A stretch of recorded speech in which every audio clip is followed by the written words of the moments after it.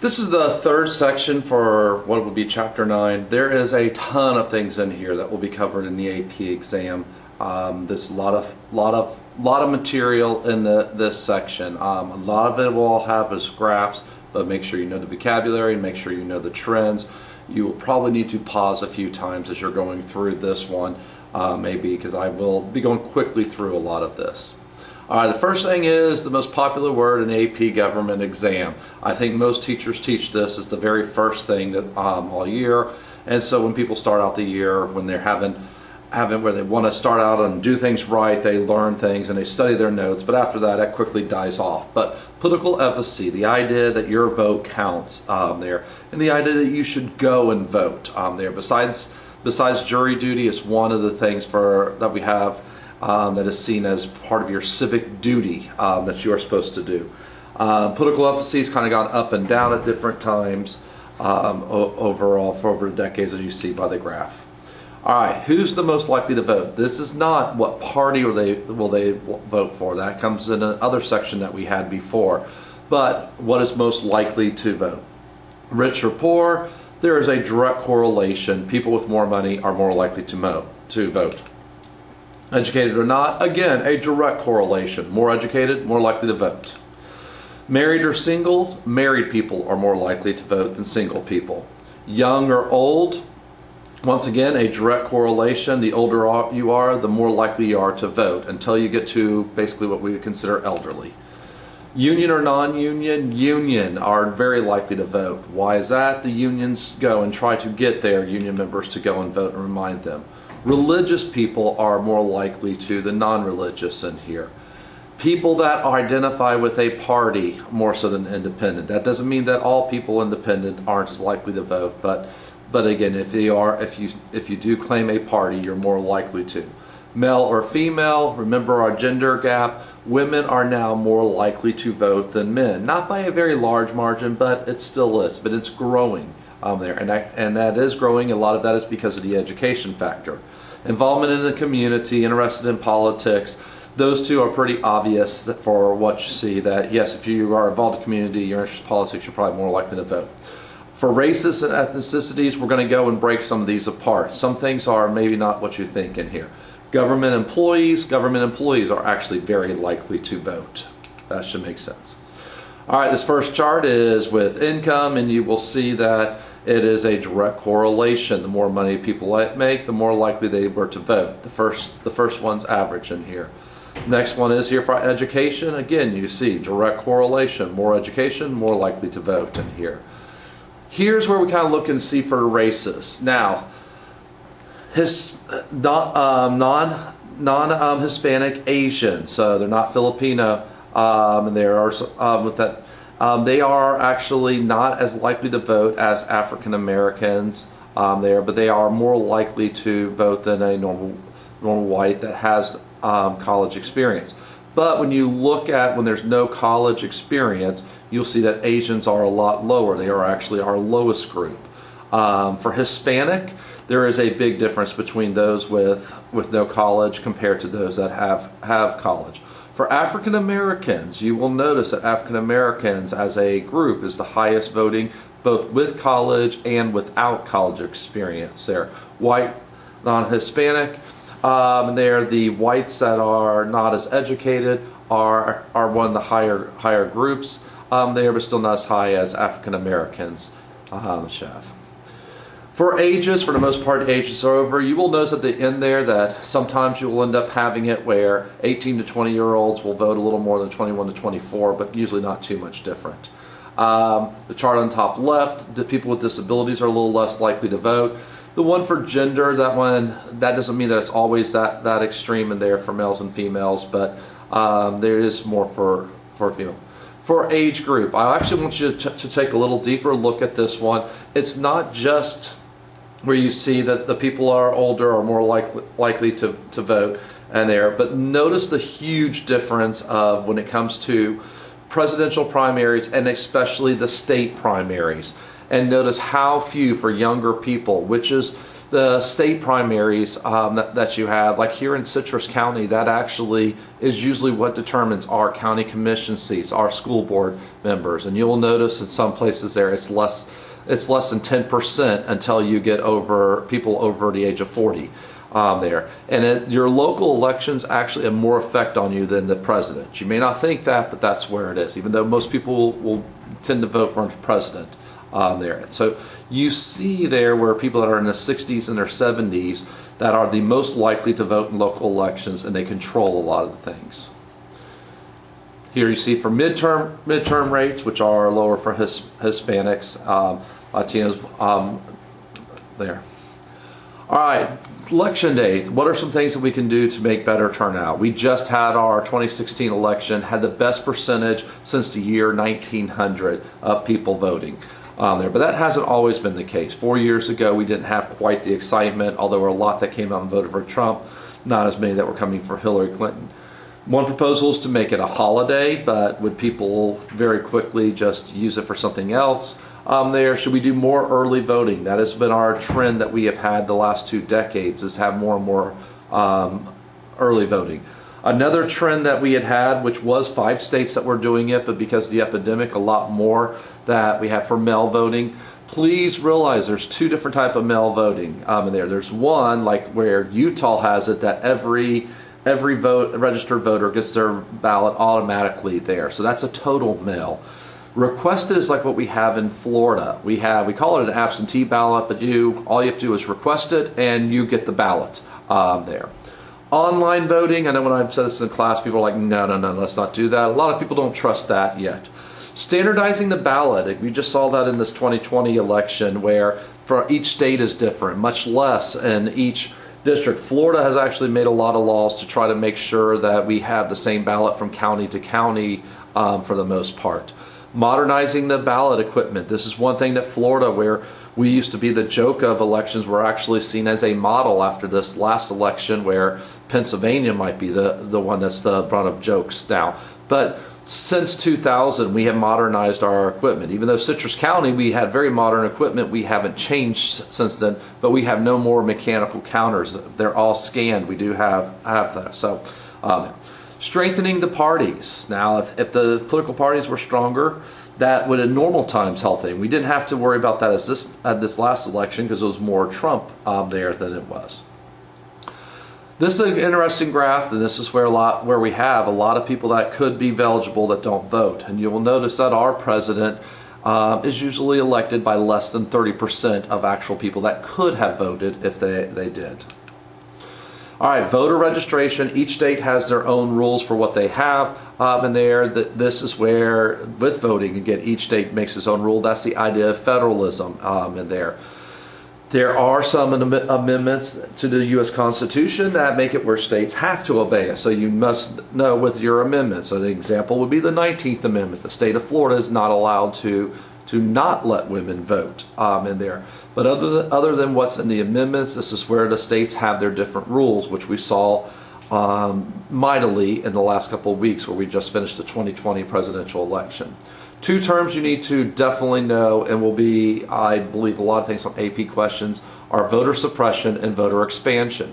Voter suppression is when groups try to make it harder to vote, or I say why. Well, the why is if you're in power, you want to try to stay in power. So you want to try to keep other groups that are against you from there. In recent elections, it's been more the Republicans, but that has not always been the case. In the past, the Democrats used to be, at certain times in history, the one that was trying to suppress the vote. For voter expansion, this is where states and groups are trying to make it easier to vote. We're going to go into some of the things that are done to try to make it easier to vote. So, one thing is more early voting. Here in Florida, we have 2 weeks of early voting. We used to have even more, but this is where Governor Scott will eliminate some of the hours that we had there, as well as some of the weekend voting there. But we have actually 2 weeks of early voting. Vote by mail, or make it easier. Again, Florida, we actually are a model in this way because our absentee ballot, you don't have to give a reason. All you have to do is request it there, and you can get it. So that's where we have it. but make it where registration restrictions are lessened there. Make it close. Some states even have same-day registration. Florida, we do not. You have to be registered 4 weeks beforehand. In your notes, put stars, arrows by the Voter Motor Act. This is something that the College Board in the past has done a lot. I don't think it'll be quite as much, but still will be referred to. In 1993, we will change the laws that we had. Before 1993, most places had it. In order to register to vote, you had to go to the county courthouse and on working hours and register to vote. So for a lot of poor people, or like I live in Crystal River, if I didn't come to Inverness, I would not be going to the courthouse normally. So I would have to make a special trip to register to vote. In 1993, the Voter Motor Act will make it where you have to have all the paperwork to get a driver's license or a government ID, that you could automatically then be able to use that same information to register to vote. And those of you that have gotten your driver's license and all the things you need to bring, where you have to have a birth certificate or passport, you have to have 3 pieces of mail that show your address that are from businesses or other things like that. So you are able to go, and even if you're not 18, you can actually pre-register in Florida, so when you turn 18. This will increase the number of people registered, but participation didn't increase at the same rate. It did increase, but not as much in here. Now, question, what party does this benefit? It's the Democrats. In the past, usually Democrats were more people that were poor and minorities that had a harder time. That's not as much today. Today, the Voter Motor Act may not matter as much because most places have it where you can register online. So that has been made even easier. But that registering online is an example of voter expansion. For voter suppression, again, it's kind of the opposite of the expansion. You try to make it harder to register or harder for absentee ballot. You limit the number of early voting days. Instead of having more, you have less, or you make sure. And here's where Florida, the one gripe that some people have is our hours for early voting. If you're a person that's working multiple part-time jobs, they don't have it extending very late. Florida, we were an example of there where convicted felons, after they served their time, the process that we had to go through to get the right to vote was extremely difficult in Florida. We will have the Amendment 4 referendum, though, that will make it a lot easier at that time. Here's where we have an article about this, but one of the more controversial things that we have is about voter ID laws. And this is something that I believe will be on a lot of your AP exams. The voter ID says you have to have an ID in order to vote. Now, each state has different rules when they have this. And this is where, like in the reading, Texas, it definitely shows the partisanship. You cannot use your University of Texas ID, but you could use your concealed weapons permit. So university students tend to be Democrat, concealed weapon owners tend to be Republican. So it was written to help them out in here. Florida, we actually have a very good law. I can even use my debit card with a picture on it. So you can use your school ID. We have a lot of different picture IDs that you can use in Florida.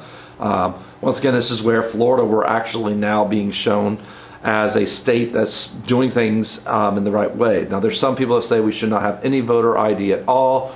A lot of the argument comes to saying this is like a poll tax. And the example I would give is, let's say you are a person that is living in a major city. So you didn't have a reason to give a driver's license there. You can still get the government ID for free, but in order to get the ID, you have to have your birth certificate or a passport. And if you're a poor person that's 60 years old, you may not have your birth certificate. So that's where sometimes it is seen as something that people will have to pay in order to buy their birth certificate to get this ID. So that's the connection to the 24th Amendment.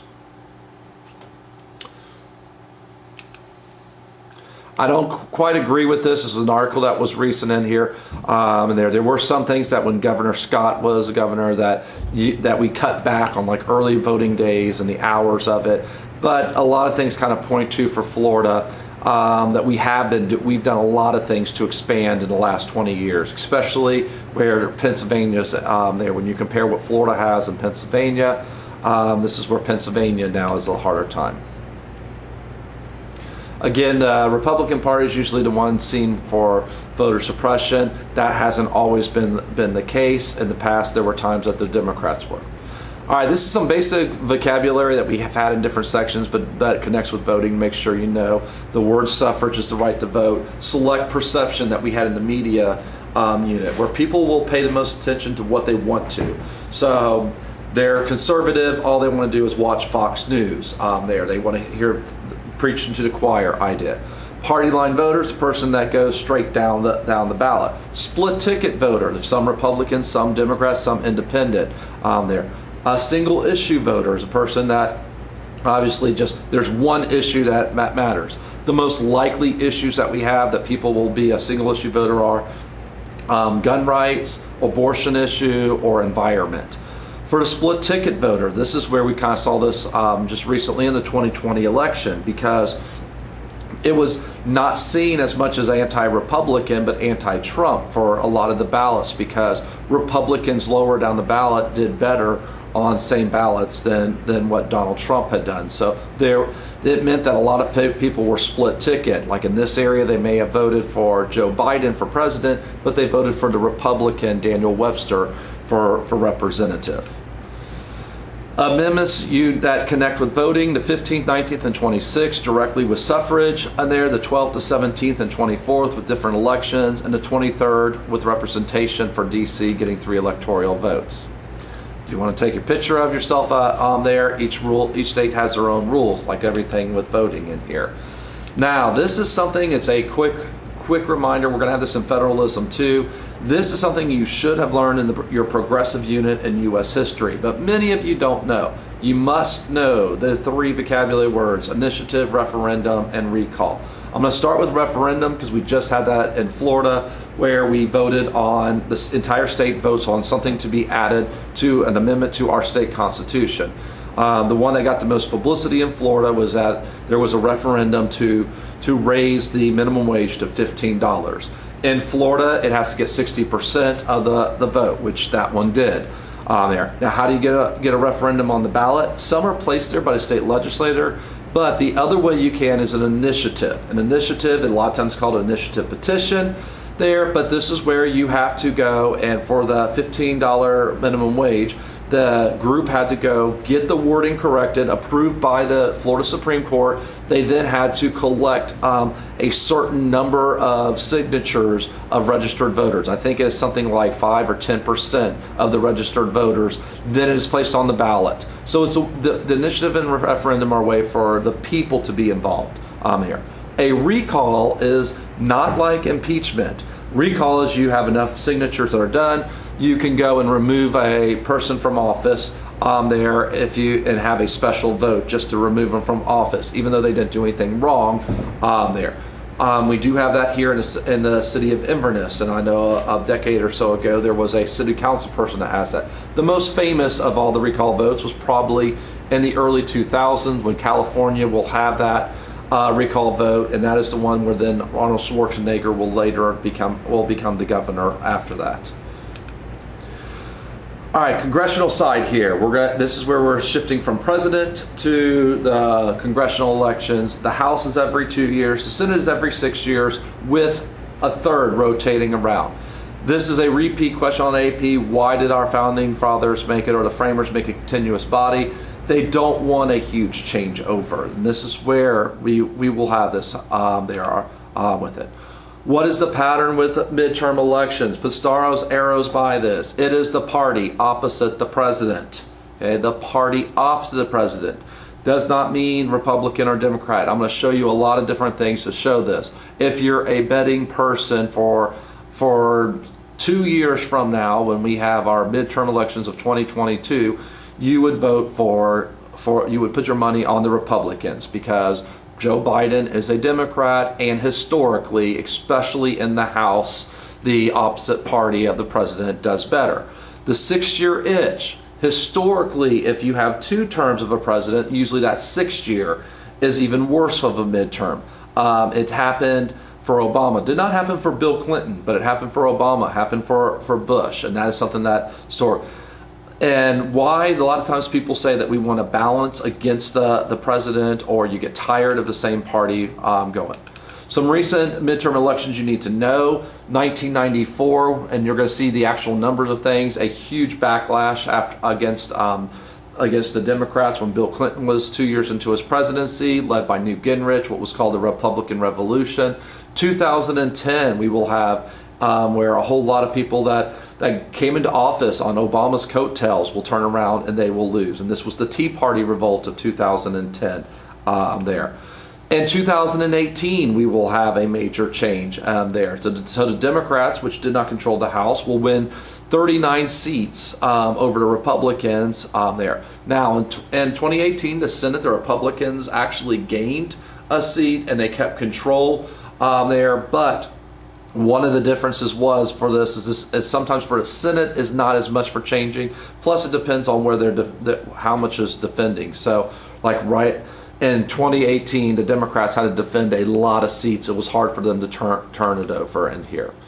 So that was the 2018 map. 2020 map, which we just saw in here. We did have a special election in Arizona that flipped a seat, and then in Colorado that flipped a seat from Republican to Democrat. Alabama went from Democrat to Republican. We actually at this moment don't know. There's going to be 2 special elections for Georgia. Both are held by Republicans. More than likely the Republicans win, but we'll see what happens in there.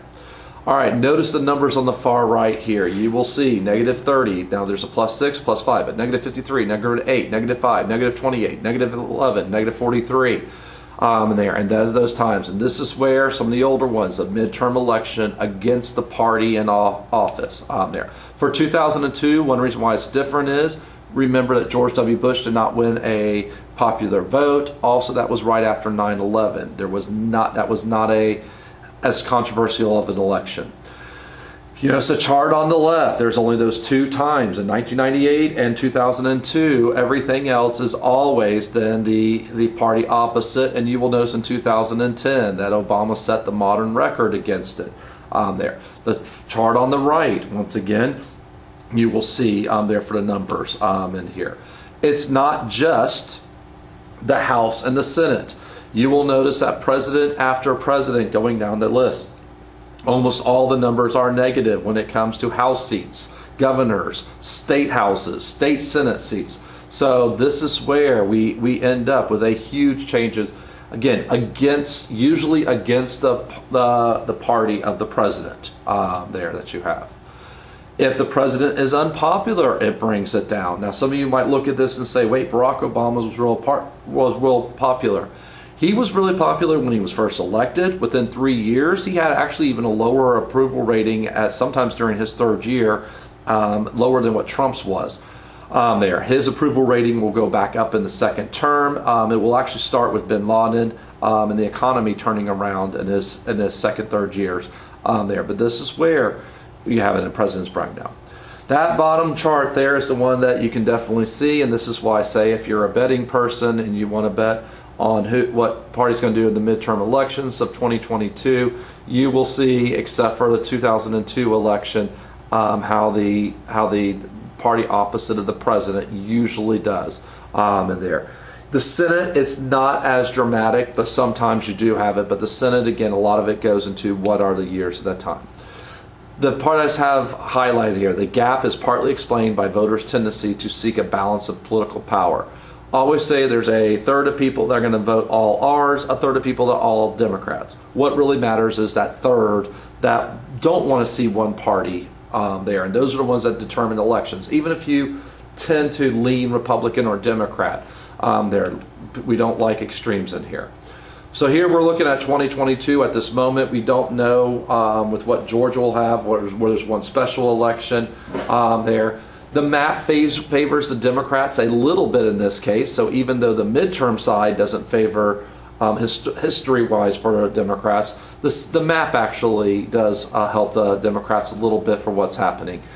Pennsylvania and North Carolina, we already know that 2 years from now that the Republicans are retiring, so it's going to be an empty seat, and 2 of our toss-up states already. Not even knowing who the senators are, and you look on the map of what are some states that are seen as swing states, the Democrats will probably target Michigan, Republicans will probably target Nevada to try to swing them in there. So, meanwhile, for Florida, we got Marco Rubio. Right now, a very popular one, probably not a state that Democrats think they can switch very easily, especially since we don't have very many statewide names known for Democrats other than maybe Nikki Fried or Gwen Graham here. All right, this next little section is advantages of the incumbent. In here, I'm going quickly through this, but these are things that you're going to need to know if you are an incumbent. This is very strong in the House, a little bit in the Senate, a little bit for the president, but the main thing you have is for the House. Okay, the House of Representatives there. First thing is name recognition. People know who Daniel Webster is. Dana Cottrell ran against him, didn't know them there. Constituent services, we're going to go over that in our next unit for the legislative branch, but these are the things that the representative does for you. If you have a problem with a federal agency, you are to contact your representative. So if your representatives did the work for you. So you had a problem getting a passport or a visa or something like that, you contact Representative Webster. Webster's staff will help you out. So you have that people had this. The person in office can claim for a lot of the things that they brought. Their pork, they brought different things for government to this area. They helped out the local veterans hospital. They made sure that the interstate was widened in an area. You're usually going to have a weak candidate. I asked anybody know anything about Dana Cottrell there, and Daniel Webster is very popular overall. Even if you were a strong Democrat in this area, it would be a tough race to win. So most people would be scared to run against him. So who do you end up having for the opposite party? Someone that maybe cares about the party, but even if they lose, it's something that can benefit them. Usually it's someone there that you might think of that's a lawyer or a real estate agent. So they lose, but their name gets out there, so it'll help them in their law career or their real estate license. Sometimes we have safe state seats because of gerrymandering. You can make sure that you have groups that are going to vote one party or another. The incumbent usually has a huge financial advantage there, so even though their name is more recognized, they can advertise more. Retrospective voting, retro, what have you done for me lately? Unless people can think back and say, I don't like what they did. If they see Daniel Webster, they recognize his name. And most people have no idea how their representative voted. So they're thinking, nothing bad, must be doing a good job. This last election, this wasn't as true. On the Senate side would definitely be going down some. But normally who spends the most money in House races that wins. But this year the Democrats spent a lot of money in states like Kentucky and South Carolina to no benefit. Even in some of the states like North Carolina that were close, they spent a lot of money in there. But usually that is an advantage in the House more so. Other incumbent advantage, here's where you see like Marine One. Donald Trump had advantages over Joe Biden in the fact that he could use resources. Even though it's not supposedly for a campaign, he still flies on Air Force One. He still has Marine One. They shut down the airport for Air Force One to come in. They don't do that for who's running ever against the president, that's the incumbent, they're flying in. All right, so when are they most likely to lose? Your political science theory that you know is Jacobson theory. The more incumbents spend, the worse they do. All right, why is this? Here's where's a simple explanation. Daniel Webster raises a lot of money for a war chest. He normally doesn't have to use it. Now going back to another section that we have, what he'll end up doing if he doesn't have to use it, he will contribute to the leadership PAC. So if he does it in the future, he will be ready. So if in 2022 he has a tough election, he's raised up a lot of money, but he'll get a lot of money from the leadership PAC there. So that's where if you have it, but most of the time you don't have that side of it. Why do incumbents lose? Number one reason is usually scandals. They could be a coattail effect against them, like a lot of incumbents lost in 2020 or 2008 when Obama brought in a bunch of Democrats on his coattails. But on the side of that, some of those that won by a small percentage in an area more Republican, 2 years later there was a backlash, and then we'll have the midterms, so you'll have that correction of it. We shouldn't have that in 2022 because Joe Biden did not bring people in on his coattails. Redistricting, gerrymandering there. We will have some of that in 2022 with different parties in different states where we're going to have gerrymandering in a second in here. Sometimes you have tidal waves there where one party just has a huge year and it helps sweep them in. But most of the turnover from the House, put stars, arrows by this, comes from empty seats there. That's why on the map that I had, back here, now too far back, but where the seats that the Democrats are going to concentrate on the Senate in 2022 will be Pennsylvania and North Carolina, which will be an empty seat. Why do people leave? The number one reason that you see for leaving the House is they run for another office there. Sometimes the election's overturned. You'll notice there in the that we have this time period that there's a big spike up in here. It used to be that you could keep all your old money from the campaign. You can't do that anymore, but before the law changed, a lot of people left office so they were able to keep that money there. Once again, the party that's in the White House, all right, hurts their own party because there's a vote against them. We may not see that as much for Biden for the simple fact that we haven't did not have as much during this election of a blue wave or anything. But overall, you will notice, not just in the House, governor, state houses that you have. All right, for gerrymandering, probably one of the things you're going to end up writing the most about on an AP exam because it fits in so many places in here. This is where gerrymandering is where one party or group tries to make it where they can have the advantage. Why do they do it? Power. They're in power, they try to keep power in here. The most common way is to pack and crack. All right, now you're going to have to describe pack and crack if you write that. Now for packing and cracking, there's all kinds of diagrams. You may want to go and pause this, look at these diagrams there. But you can go and try to make it, even if you're a minority of an area, you can pack all of the one and the other, where in other areas you have a little bit of an advantage in here. So you can see in this way in here that if you split up the red and the blue, they win.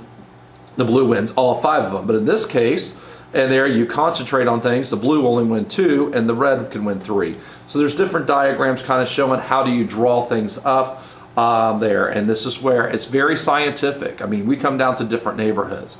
How do you know when you usually see it? Well, you see something that looks weird. You see this district right here that goes from Jacksonville to Orlando in there, and that was one, and it was actually created for African Americans. That's one that you will notice disappears because when it was sued, the courts changed it in there. And then you'll see some other weird shapes. We have some that are down in South Florida that connect the coast, and then the country club area on the opposite side of like West Palm Beach in there. So you have 2020 is the census year. This is where for a lot of states that it was important, which I believe Arizona is the only state house that switched parties in 2020. So for Democrats, it was a failure in that case. They lost the presidency, but they were able to maintain it. If we were to go and make things where they are there in the way that the map absolutely shows, you will notice that we are pretty much set with a certain number of Republican and Democrats there. We only have, according to this one, about 72 evenly split districts. Now, gerrymandering, taking the same things, you can see that the Democrats could do it this way and do it to their advantage in here. If you make it where both Republicans and Democrats do with their states, you can see where that way is. Majority, minority, highly competitive. This would be if we really wanted to go and make things where we're making. Some areas don't matter. Like we're in Citrus County, no matter what, we're going to be in a Republican district. To the north of us is Republican area. To the west of us is water that doesn't vote. To the south of us is Republican. To the east of us is very Republican with the villages. So we would be one of those 99 that no matter what is going to be our. But you can see it's competitive. Compact with borders, compact with using algorithms. Here's where we currently are. And both Republicans and Democrats do it in here. If we were to do it for Republicans, definitely in their advantage. Now, you'll notice this is a little more advantage for Republicans.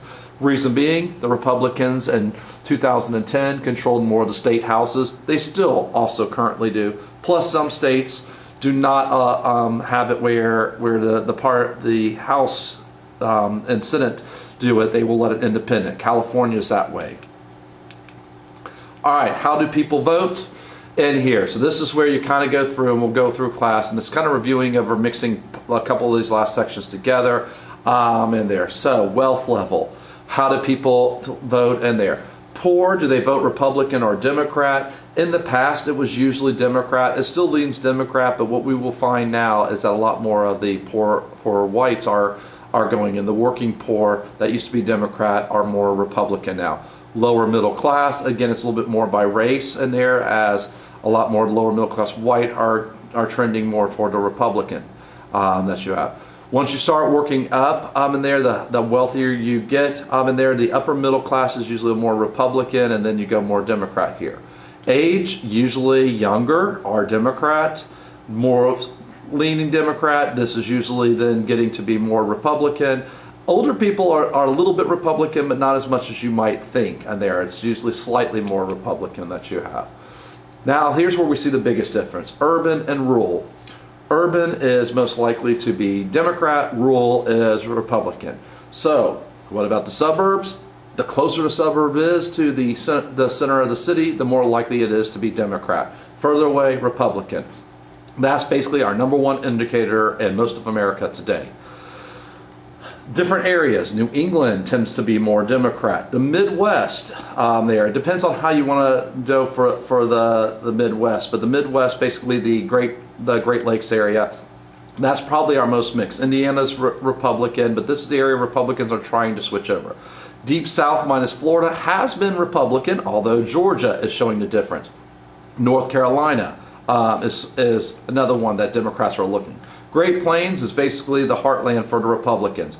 The Rocky Mountains used to be Republicans, but we're seeing that where Colorado is now a strong Democratic state. New Mexico is a strong Democratic state. For the first time in a long time, Arizona has gone Democrat, so it's a swing state. So that's changing, and even some places like in Montana, they have had some governors that are Democrat.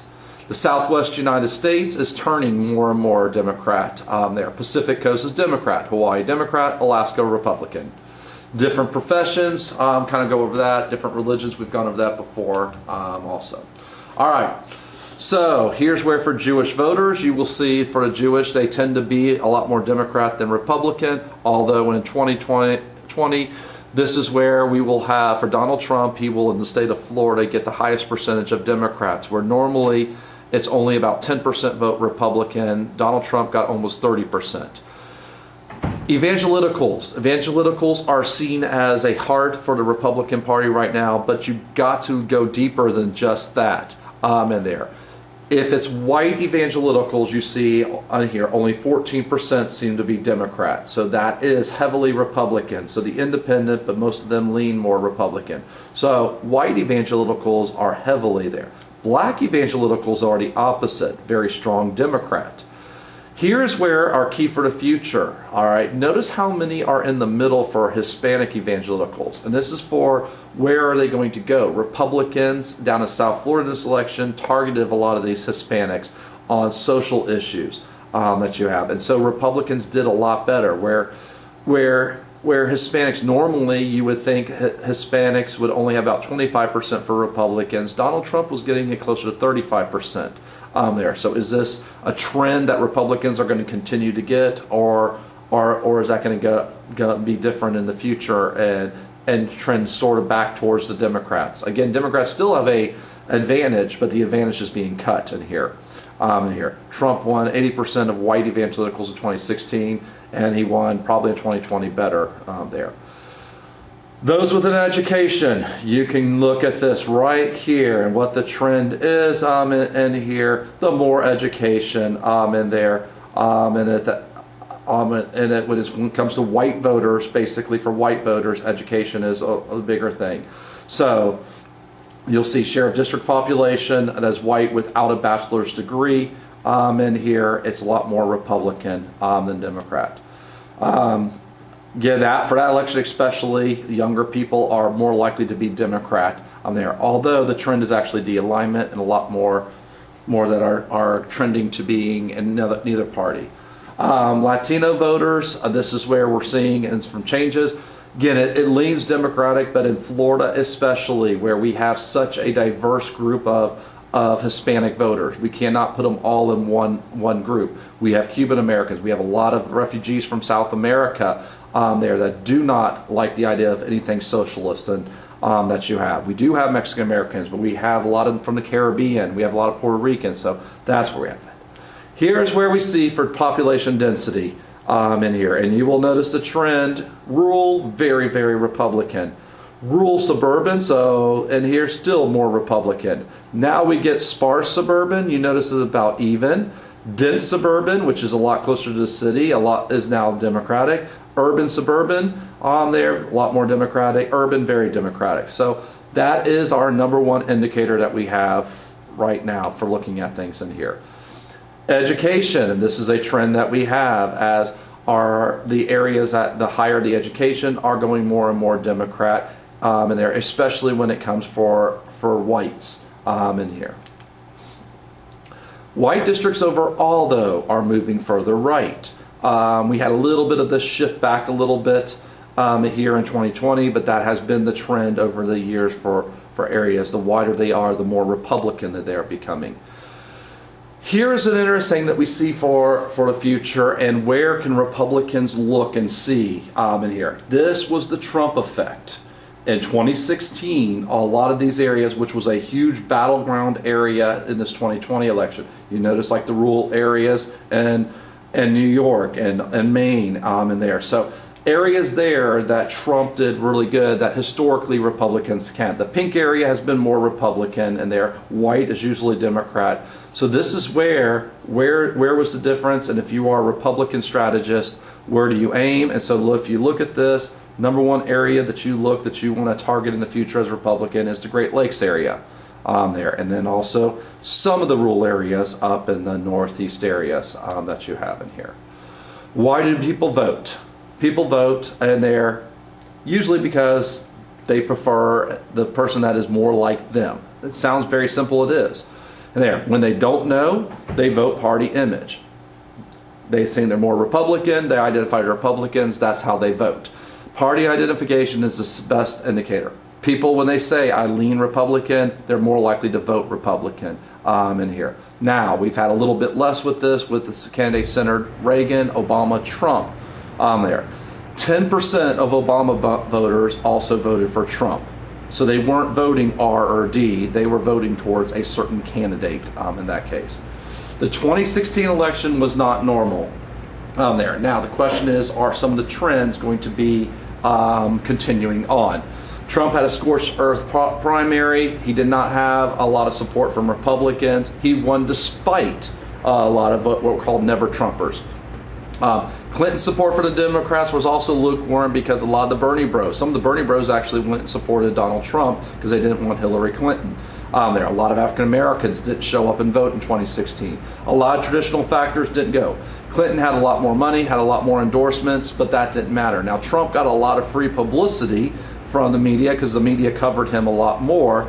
Even if it was negative, he was actually being covered. Qualified for president in there, Clinton polled higher than Trump, but he still won. Trustworthy, neither one of them were seen as very trustworthy. So how did he win?